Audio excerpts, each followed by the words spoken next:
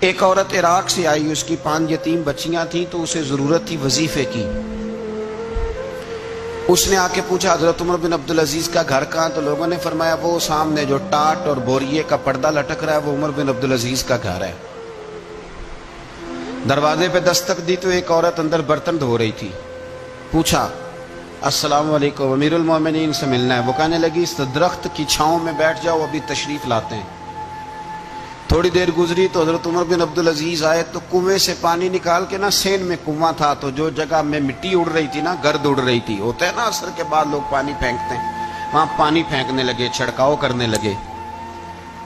تو تھوڑی تھوڑی باتیں وہ خاتون آپ سے کرنے لگی، تو وہ جو عورت آئی تھی نا وہ کہنے لگی تم غلام سے باتیں کر رہی ہو، تمہیں پردہ کرنا چاہیے۔ کہنے لگی یہ غلام نہیں، یہ میرے شوہر ہے اور یہ امیر المومنین عمر بن عبدالعزیز ہے۔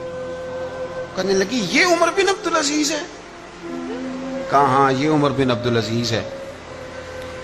تو وہ خاتون حاضر ہوئی، کھجوریں اس کو دی گئی کھانے کے لیے۔ اس نے کہا حضور میری 5 یتیم بیٹیاں ہیں، مجھے وظیفہ چاہیے۔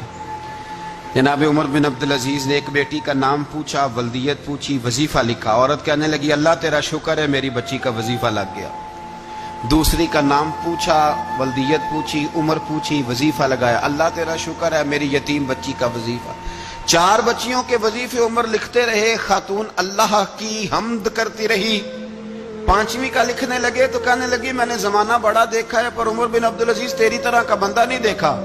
آپ فرمانے لگے اب میں 5ویں کا وظیفہ نہیں لکھتا، 4 کا وظیفہ جا کے گورنر سے منظور کرا لے اور 4 کو کہنا تھوڑا تھوڑا 5ویں کو بھی دے دے۔ حضور کیوں نہیں لکھتے؟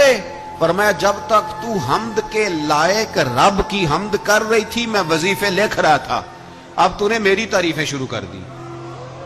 اپنی تعریف پر کیسے وظیفہ لکھوں؟ وہ تو حمد کے لائق ہے، اس کی حمد ہونی چاہیے، لیکن میں اپنی تعریف پر، اپنی خوشامد پر میں نہیں لکھتا۔ جا اللہ تعالیٰ تیری لیے بہتری کرے۔ وہ خاتون کہتی ہے میں وہاں سے آئی، مجھے مہینوں لگ گئے، سفر لمبا تھا، عراق پہنچی تو عراق کے گورنر کو جب میں نے وہ روکا دیا تو ان کی چیخیں نکل گئی، تڑپ کے روئے۔